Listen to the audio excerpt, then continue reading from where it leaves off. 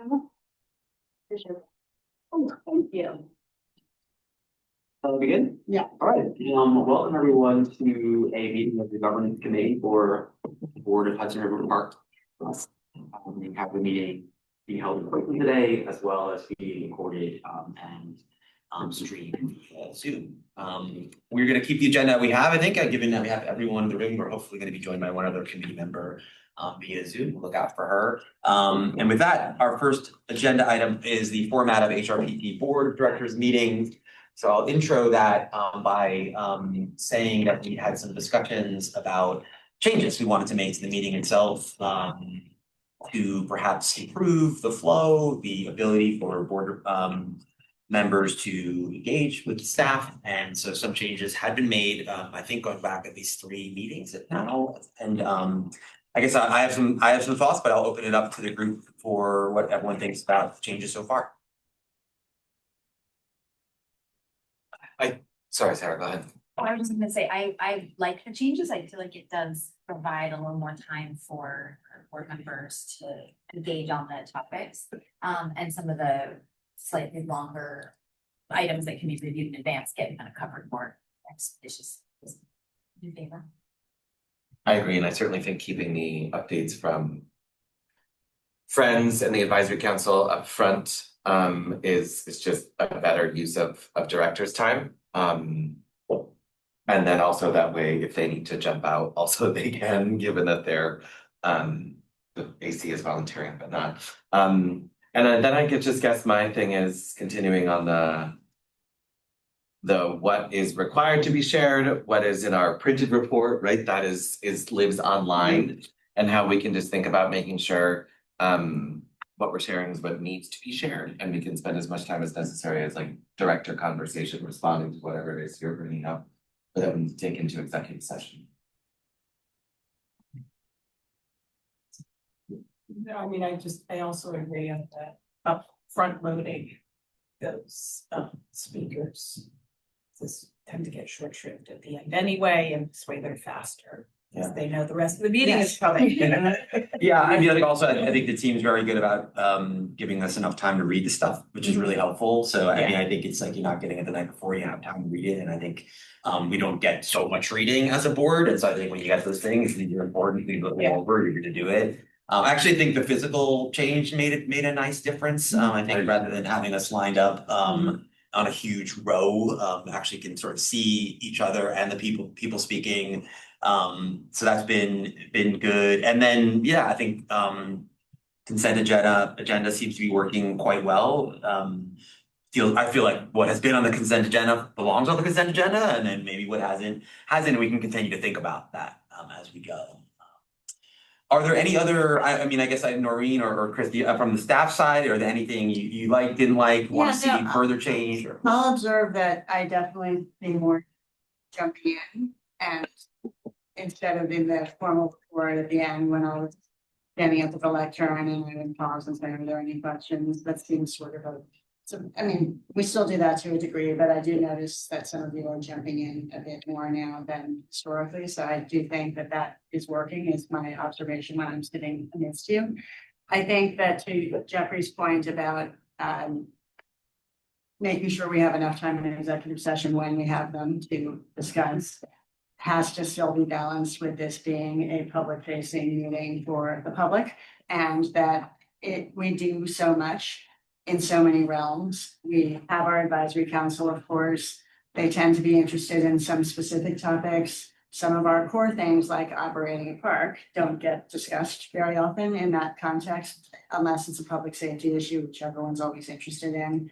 But I do feel it's important for us to still have some of that time where I am encapsulating some of the things, some of the ways we spent our time in the last couple of months between meetings, for the record, for people, because that does live on our website and otherwise. So I think it's always going to be a bit of a balance. But I would offer that I think that still has some value that we do that.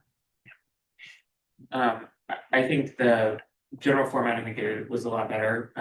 Obviously recently I did the programs overview, although it felt like a little bit like maybe everyone wasn't quite prepared to respond in time. So I think I'd be interested in trying to sort out maybe what topics folks are interested in having as part of the discussion.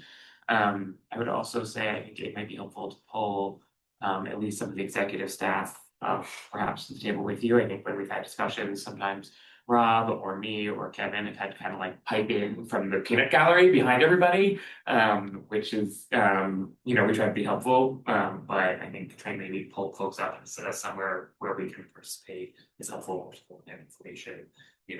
For Kevin, obviously, on a lot of construction things, less details is popping up in the back. I'll add, but part of it though is because we have to have the board members, when we have full 13 for the camera. That's why, like when we have like 10, it's easy, but when we have full 30, we've had pretty good turnout of board meetings, so it's hard with the cameras to get, we're required by law to have the board. With And that's- advisory council, we fit like 25 people in view of the camera, and then certainly even if staff is not on camera, if they're like not in a gallery They room. could put like chairs behind. Yeah. Are we using our biggest room on the pier? We are, Okay. yeah. I mean, we could try to use the Google room, but that gets very booked and it's easier to control around us. 2 points, Robert, just on one, setting aside the logistics of the camera. I think the board seeing the other people who do the work for the trust is always great. I really do, and I think it's always a benefit. It's true with the other boards I'm on, like hearing from the other people that are doing the things, and also not putting it on a read to like having encyclopedia knowledge of every single thing that someone else might know about. I will say to your point about I wasn't at the last meeting, but given the size of the board, we might want to consider like a really short survey in advance of any briefing you might do, where you just say to the board, these are the different program things. Can you please rank 1 to 5 the things you want me to emphasize? Because you'd have no idea. Honestly, given the diversity of thought among the board, you're gonna have no idea. Like Mira everyone might have a different thing. I might be like, oh, I want this particular thing I'm very curious about, and that's true for ops and programming and everything. That's a good tool. So it's just something to think Yeah. about. Like even if the email was asking. like, Right. And if you solicit make it easy, questions. people don't mind. They're like, if you're gonna talk about 10 things, I wish you could focus on these. Well, getting us to do that activity too, right? Flexing that muscle more consistently is a good way to make sure the board also feels they're engaged. Yeah. And then also, right, yeah, you might say as reference in the thing I'm sending, you're gonna, and so you kind of. Any other thoughts on item 1? Add pictures to that so that people Right. Yeah. Like a cute squid. Yeah. Because it's just so basic, but it's true. You get so many emails, and when you start to know you're gonna get them in a regular cadence, I'll admit it, you stop reading them, Yeah, right? yeah. But if there's something that pops, it gets you to. So do you mean, for example, like I try with my headers sometimes? Oh, they're great, like Nothing new. something great's something happened, fun, or something yeah. very alarming has happened, so like I read those, right? So there's drama involved there, right? Pass around a little bit about. Okay, good. So we can say take actually about women, please read this, some kind of something that's other than just. It's also, I tend to agree. I mean, the quicker you do it, the better. If I know it's a quick survey, and we're doing it every time. Pop it right away. Yes, no, give it 5, give it 1. Okay. Anything else on that? I wonder also when we talk about topics, if there's a sort of two exercises that we could do. When you raise park operations, I do feel like that's a reality check. So people need to understand this is a thing that has to work every day. So we get sidetracked with what the political issues are, what the glamour issues are. But the thing still has to work every day, right? And that costs money and that costs labor and this. So I use that as an example because I think I want to make sure we're getting the breadth of topic features. And so it might be an inventory of like, what have we covered over the last year? What is the board concerned about? Like, where are we missing? Sure. Some sections of That's a good initial park survey. operations that we should highlight. We typically, I think it's often been the December or January meeting where, because our ops people are not flat out sprinting at that time of year, we usually have some kind of overview of departments and things that we're engaged in. And it may not be the best format because it's tends to be, as you know, there are things that happen day in, day out at certain times of the year. Right now, we're, clearing out the water from the lines so that we don't have everything frozen come spring, right? It's not super detailed to talk about that. It requires a ton of time and it needs to happen on time, right? So there are things like that I don't know what you all would think of as the best and most interesting way to do that. I personally would be interested, but I may be alone, but I do think like a little bit of a day in the life of what it takes to run the park is a good refresher for all of us about what you're doing behind the scenes all the time. Just on a question on this, so we put up every other month and it's slightly variation, the advisory council, we include in there, we do have kind of key pieces that are going on that the team operations team's working on. I think some board members have kind of asked to get that on a regular cadence. I send a lot of emails to advisory council. I try to always limit it, so I think you guys don't always get it. Is that something that would be helpful I think to? there's no reason, we should just send it, period. To the agency, we put Yeah. effort into putting that together. Yeah, I I think think that we would should. be helpful. It includes all of the regular pieces and then special call outs for things. Like, Yeah, I agree totally with Mira's point, because I do think it's easy to get away from the sort of like, how is the park doing? How is it doing as it relates to how we're running the park? Because there's so many bigger things that tend to suck up oxygen and necessarily so. It's like, I feel like we've spent, I don't know, 7 hours on a wall that may or may not get built to keep flooding away versus like 7 And it hours. may not be as. I'm saying, I'm interested in that. I'm saying it's a lot of hours on wall and where the water could come in at Battery Park and all important, but then, yeah, how it's going. I mean, I'm in the park every day, literally every day. And so it's easy to sort of think like, oh, I wonder how that's doing. I wonder, on a regular basis. I think that's right. And it doesn't need to be extensive, but I think, yeah, knowing some, I love the day in life idea because I've never had that since I joined. Like, I couldn't tell you actually like what happens when the park opens up in the morning? What does it look like, as it relates? I love that. Okay, well, we will work on some of these ideas and. And have some pictures from Mira as well. Yeah, You can, like, unfreezing the lines. like the thing that you guys will see that won't otherwise, like other handle or tree pits in Tribeca, because the trees are raising up, you probably have seen them, but like that is a key piece of our operations team is puzzling their way through how to work on, and that's meaningful to the public. I learned this weekend that the first 7 holes of the mini golf course are rather easy. I did not know. I was like, this is ridiculous. There's no challenge. I'm at hole on Reed and it's just hitting the ball setting. I mean, what's going on here? Don't even. Great, well, thank you.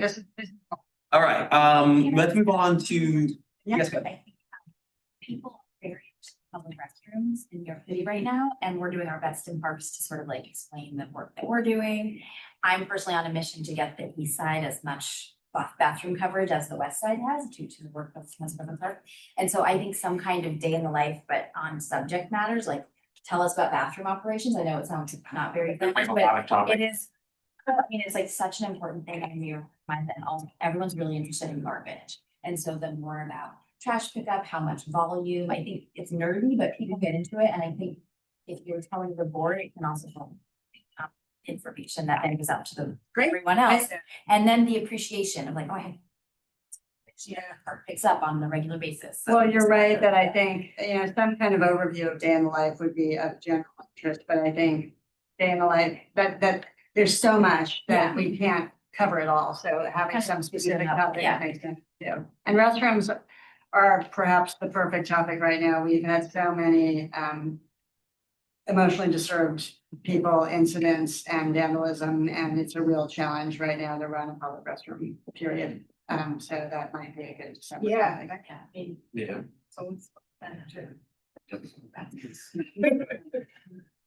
Good, okay. Yeah, I was on Randall's weekend, it took me a mile to find a bathroom. So it's like, it's a little far away, but it was perfectly fine, but I had to I had to work out to get to the bathroom. And not that I'm complaining, but we are not on New York City Parks Department's bathroom map. Oh, On none of our interesting. cars, there's a big gap on the west side.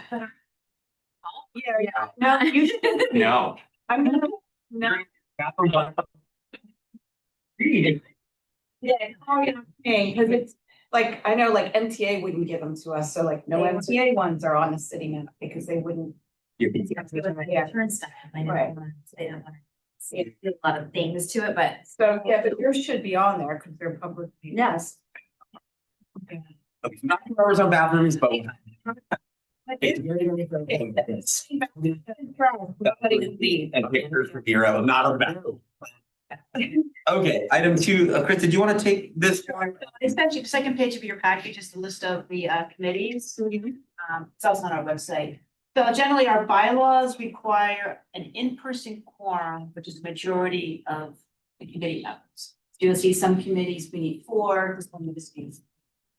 The issue we've had is the open meetings law is the same requires in-person quorum, same as a regular board meeting. We have historically had difficulty doing that. We do want our committees, don't necessarily vote on action items, but it's an opportunity to talk about issues, to brainstorm. And so there's a lot of value and also to keep the board informed. Personally, I think open meetings law should not require committees to be in person because I think Zoom actually works very well and the public watches on Zoom. But that said, there's a movement by the authorities budget office to really push and audit all authorities to make sure they're having in-person community meetings, are recording them. So wanted to talk about how do we try to get in-person quorum. A couple of things I should also mention is in-person quorum also allows board directors to be somewhere else as long as that room is open to the public. So for instance, we could have Pier 40 on the agenda.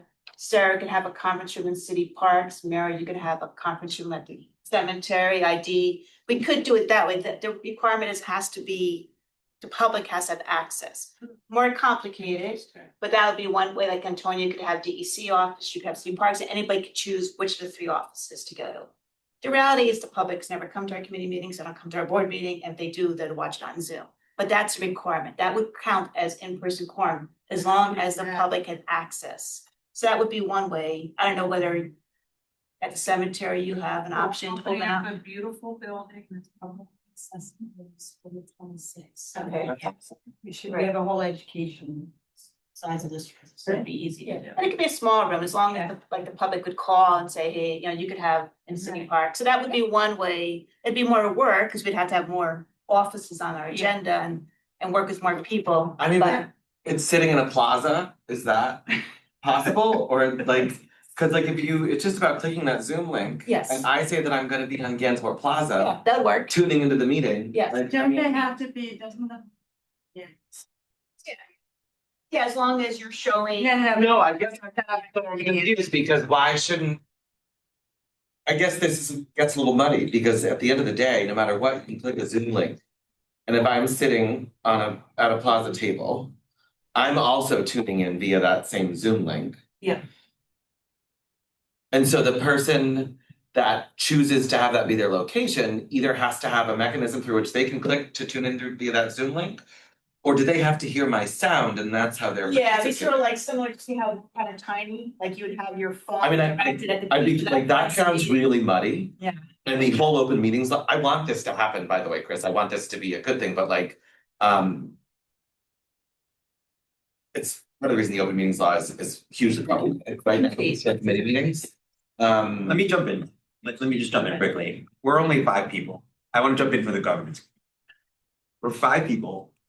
I worry about the idea of having us all in separate conference rooms on the Zoom that might be even a beautiful new conference room in Beaver Cemetery. So for me, I really, and if whether it has to do with, which I'm prone to doing, arm twisting and begging and pleading for people to come in person, and I'm willing to go elsewhere I don't care where we go. I do think it benefits us to be in person. Now, whether the rules should require that, I don't know. But I would like this committee to continue to push to be. I will also say that the trust, we all get in patterns. I'm perfectly happy to start at 8 AM if that makes life easier. I'm happy to start at 6 PM if that makes life easier. I'm happy to do other times, other places, other whatevers in order to get people. Because I do think that generally conversation is different when you're not looking at each other. Yeah, and if Jeff is in the plaza in the meatpacking district on his phone, yes, you're there. I know. And so Agree. I'll keep pushing that for that here. I don't want to speak on behalf of the other.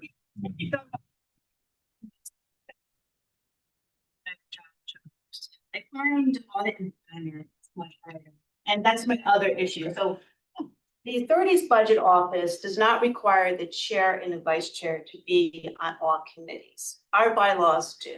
So our bylaws require the chair, which is Amanda Lupton and Mira, to be on our required legally. You're a vice chair, I think. Yeah, chair and vice chair. So our bylaws require the chair and the vice chair to be on the required 3 committees, which is finance, audits, and governance. It's not a requirement of state law. I checked other agencies and public authorities. They don't require that as part of their bylaws. It's just something we've done.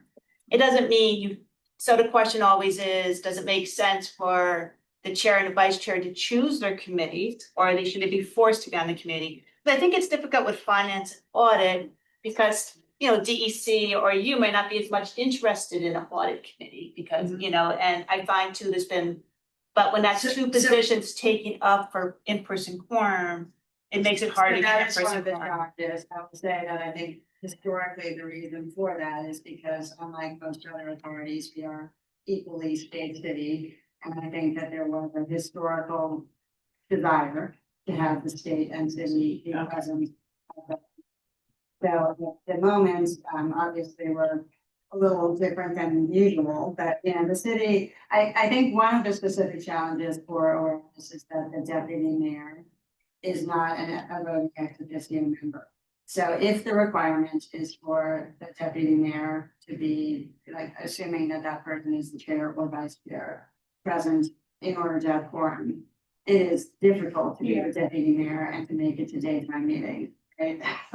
So the deputy mayor is an internal rule that you have? It's not even a rule. It's not, it's just been It's the practice, so once at the very, very beginning of the trust, I think. Also engaged, but generally from the formation of the trust on. The statutory requirement is for city parks, state parks, and DEC because they are the underlying landowners. And then the other city person has historically been a deputy mayor. To make it 4, to make it 2 and 2, right?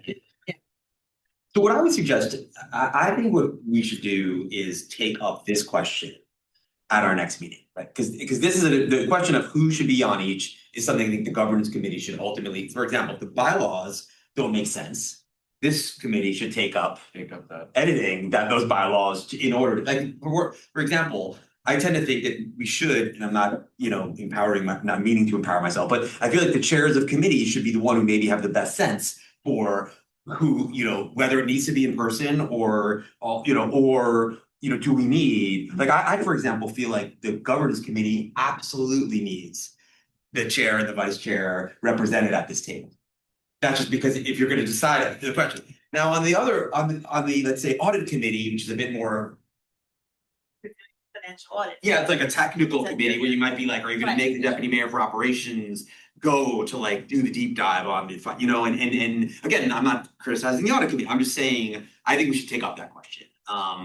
Which is a separate one from the in-person, which all I'm saying about that one is, for now, I want we to push to be in person, and I think that maybe the other chairs should think about. Right. You know. Well, the other thing I was saying is our bylaws requires that we could take it out of the bylaws and you still have discretion for the chair and vice chair to be on all the committees. It's just a question, it's required in our bylaws and no other agency requires it. A good idea, is that, you know, we should discuss this with the other committees, and at the full board to talk about the challenge, including regular meeting times again. And then we can talk about it. We moved it a little later than we used to, starting time for the full board meeting, so even if you get down. A suggestion though, could this smaller committee bring a recommendation to the board versus a larger discussion? Yep. And also a larger discussion in the public about, is the chair and the vice chair gonna be on and should we change? Might sound like we're trying to weaken the strength of it, so I do feel like the tighter the recommendation, so it's a finite question that comes to the board and it's sort of yes or no, that we like try to make sure I think that's that's what a we good do. idea. And the 2 questions then would be the one on change the bylaws about who needs to be in attendance regarding the vice chair and the chair. And 2, we'll have to frame it appropriately, but our approach to in-person, remote in-person, and The other question I have is, so our bylaws require a majority of the committee be in-person quorum, which is the norm. But we could decide to say, some of our committees are larger, like may have 7 or 8, we could just say that for a quorum of a meeting, only 3 in-person is required, but for voting on a resolution, you need a majority. So we have some flexibility so that we could have more people on some of the committees to help get the 3 people in person. And Zoom is another option. So would you like to present to the governance, like some recommendations based on the ultimate goal is we want the most people to show up and the most people to show up in person? And it's a combination of whether we require the vice chair and the chair and whether we dilute majority for some of the larger ones. And I would suggest that perhaps not having a vote there and then at the meeting would be prudent, so that there should be a discussion at the, okay. The committee discussion and a recommendation, and if there's a formal recommendation as a board package. Take it in stages. In advance, that's fine. Otherwise, if there wants to be a discussion, that we have the vote presumably at the following. I think this committee can take up the work of looking at what Yes. they want. Yeah, I mean, the other thing is open meetings law does allow, if someone's out sick or has an emergency, to do virtual. We never changed our bylaws to require that because we're concerned it was so hard getting 8% quorum. But we could decide for our committees that if someone is out sick or like, like a situation where as long as we have our in-person Right, forum, so the Zoom also counts for So voting and Chris, discussion. we're gonna come up with some recommendations of things like that for the governance committee to consider. Look, I'm generally of the theory, and I know this is a hotly debated, but I'm at the theory that none of us have recovered from COVID changes, and this is one of those students, and I think that there used to be a time where we say we're meeting in such and such place on Tuesday, we always go, we'll meet on a Tuesday, and I know people get busy, I totally get it. But especially when we're scheduling in advance, I think it's something that we really can push toward, and I think we'll be a better if we do more. Right, I could do like a red line change the bylaws to 3 points, and I think looking at it, because there's 3 different areas, it'll be less. And then again, the chair and the vice chair can be on all. I think maybe instead of the red line first, it's a couple of specific questions. Yeah. That would be, Questions and recommendations? yeah, I think it's question and recommendation. bullet points before we do bylaws. I do think, and this during your point earlier, and you mentioned about the like looting the city and like the sensitivities around that. I do think some of the historic fear and concern between the city and the state, like, is not quite what it used to be. Like, we have matured as an agency, we've been around for a long time, like we have an established relationship with folks. Like, I don't think I think change is possible, and like the concept that it has to be, a deputy mayor has to be represented, Yeah. otherwise the state's gonna go wild and do something they shouldn't, is like a real fear anymore, and not something that I think is accurate. Also, our committees make recommendations, but everything goes for the full board for Yes. voting. And like, I don't think any of us there's not an expectation that anybody's gonna go rogue and like do something absolutely wild that they should not do without having to have cleared it through the appropriate channels. By the way, if someone's gonna go rogue, the committee format's not gonna help. So, the committee, unfortunately, I've been there, and the committee format is not gonna step It's aside. not how we function. So I yeah, think we can think outside the box a little bit and maybe free ourselves. Great, so we will look for some bullets from you all with some recs to changes, and obviously we'll include Right. Final thing on the agenda is the recommendation related to modifying revenue contract components. Okay, so we have revenue guidelines that we are not refreshingly, statutorily or otherwise required to have. This is a good practice area that was recommended to us by a former board member, Director Douglas Sturz, some years ago, and he worked pretty quickly at that point to implement the extant guidelines and to bring them to the board of directors at that point. The concern that he had flagged at that point is that the trust has a robust public hearing, public comment process for leases that are 10 years or longer, but that we did not have an articulated process for the much larger array of shorter term agreements of many sorts, ranging from a film permit where we charge money, to vending machines, to short duration concessions or pilot projects where we want to see, is there a business market for something or whatever it is. So the guidelines that we have had in place, we've been using. And we have been noting over the years a number of additional things that were not reflected in those guidelines because we prepared them frankly at that point rather, quickly to address a specific question and concern. So we've now looked more across the agency, including a bunch of the types of things that are in Robert's realm, public events with various tours where there are fees for use of walk runs and all kinds of other things like that. And we think this is a more comprehensive set of the types of things that we charge fees for at various. So we're asking for your consideration of the revised.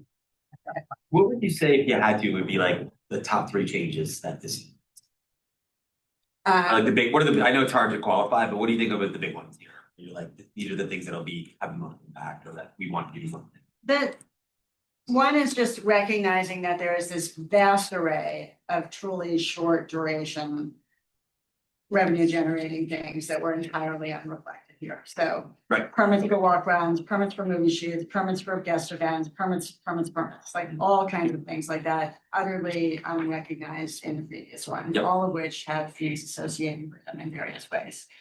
The second one is for an extension of the duration of some of the things that we consider smaller than a bread box. So basically allowing for a longer period of time for staff to decide, like, let's experiment with a concession or something like that in particular place. 1 year really is sort of not enough time sometimes to see if there's a market, it can be so weather dependent, whatever it is. Possibly more than a pilot, but just something longer than a year, which was the previous time period. So yeah, it was the largely split some of the what I would say more concession like short-term permits. So food carts, some of the pilots for some of the concessions that's currently what's happening again for it will happen in 97. We need to happen in 84. We split those off from the more permanent types of uses. For both of those, and both instances, we expanded from 1 year to 3 year. In particular for permits, what we've seen is we have a number of large scale events would like to return year over year with like multi-year agreements, which our previous guidelines did not allow for. So now we're allowed to do So pricing things like over a course of High Rocks, Eats Cons, the other ones, pricing for it, well then we will still need to establish an individual permit under it for the specifics on the ground events to maintain that flexibility. Those are kind of the 2 major changes that are being here. And not to say the third one is, it would be pre-COVID, so we used to get proposals in person, we'd sit in our room, we do everything electronically. So just like our procurement guidelines reflect reality, where we now get things by email, we don't get it in person. We kind of, our selection committee and how we rank, it's a little bit closer to how we do procurement contracts. So that language has all been discussed because just as well. Pretty rational, and I think none of major regards concern, but I like the idea of a document reflecting reality. It's kind of helpful that you have guidelines out there, and it's better that it actually reflects the way things work out with them. And again, we're not actually required to do any of this. We just think it is a good practice to have guidelines for all. And another thing, I think also, sometimes we have like at Pier 40, we have all these constructions, so we allow occupants to remain. We don't do RFPs where we know there's gonna be a lot of construction area because it's not. Because we always, in all our concessions, we basically say we have a right to let you know we may need to vacate you if we're doing redevelopment or repair work. So those are types of RFPs that doesn't really make sense to go out with, we can just do those without a procurement process. This failed RFP thing is just to kind of clean it up. Yeah, so It was a little odd that. So the failed RFP, this happens more than you guess. Okay. We do an RFP for the Chelsea Waterside concession. Nobody responds.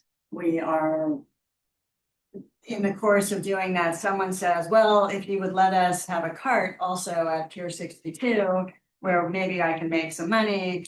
I might be willing to give it a try for a year, whatever it is. It's being able to look at things that make lemonade from lemons sometimes. That is, it is not in our interest to have a building sit empty.